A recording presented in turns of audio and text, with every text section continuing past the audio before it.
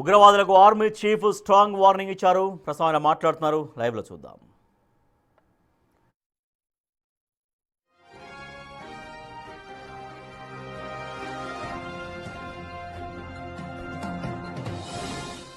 और जिसको हमने एनालाइज किया बाद में उन्होंने उसको वापस पुल आउट कर लिया था, उसमें 100 लोग जो तकरीबन हमारे अंदाज से थे, वो तकरीबन लाइन ऑफ कंट्रोल में जो फायरिंग हुई थी या IBJN के सेक्टर में जो फायरिंग हुई थी उससे खत्म हुए। जहाँ तक आपने फोर्स स्ट्रक्चर की बात की, फोर्स स्ट्रक्चर में मैं सिर्फ आपको यही बताना चाहूँगा कि ड्रोन पहले भी अहम रोल प्ले कर रहा था, लेकिन ऑप सिंदूर के बाद इस चीज़ को पूरा एक मेजर एक्सेलरेशन मिला। क्या हम इस ऑर्गेनाइजेशंस को पहले देख रहे थे? हाँ, हम इस ऑर्गेनाइजेशंस को पहले देख रहे थे। इनको हमने काफ़ी कुछ तक वैलिडेशन किया था, इसको डेजर्ट टेरेन में किया था, हाई एल्टीट्यूड टेरेन में किया था, तो वैलिडेशन चल रहा था। लेकिन चूंकि ऑप सिंदूर ऑन है, इसलिए हमें इसको जल्दबाजी में और जल्द से जल्द हमने इसको कमीशन करना पड़ा, इसको हमने एक शेप देना पड़ा।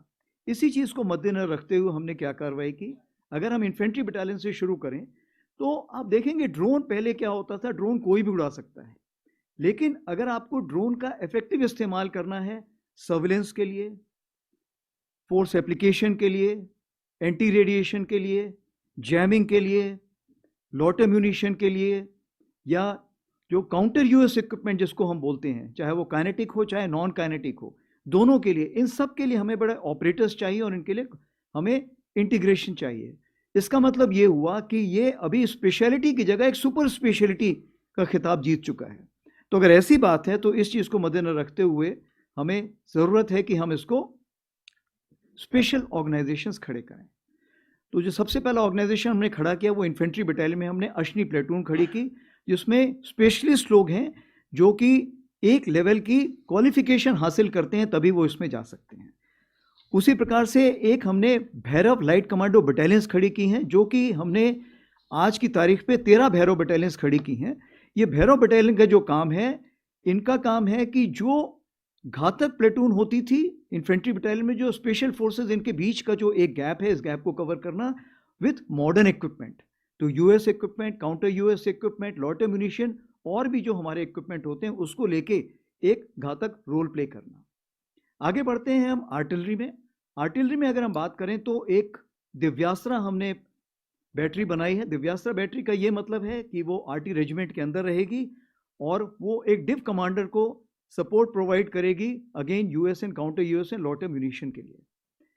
जो हमारी शक्तिमान रेजिमेंट है, जो अभी हमने 3 खड़ी कर रहे हैं शुरू करने के लिए, और बाद में 12 खड़ी करेंगे, फिर इसको और आगे बढ़ाएंगे। ये पूरी रेजिमेंट जो है इसी चीज़ के लिए रहेगी। इनका जो रेंज रहेगा, शुरू में शायद ये 100 से 400 किलोमीटर रहे, आगे आने वाले दिनों में हम इसको 750 किलोमीटर से 1000 किलोमीटर भी इनका दायरा देख रहे हैं। इसी प्रकार से ये जो यूनिटें हैं ये आर्मर्ड में भी खड़ी होंगी, मैकेनाइज्ड इन्फेंट्री में भी खड़ी होंगी। आपको पता है कि ईडब्ल्यू ब्रिगेड जो है उसमें non kinetic counter US equipment already आ रहा है, और एयर डिफेंस में भी काइनेटिक इक्विपमेंट एयर डिफेंस के लिए आ रहा है। तो ये कुछ छोटे मोटे, मतलब मोटे तौर पे मैं आपको बताना चाहूँगा कि किस तरह का हमने मेजर चेंजेस लाए हैं। और जैसे आपको पता है कि इंटीग्रेटेड बैटल ग्रुप भी अभी सैंक्शन हो चुका है, और ये भी इसमें बदलाव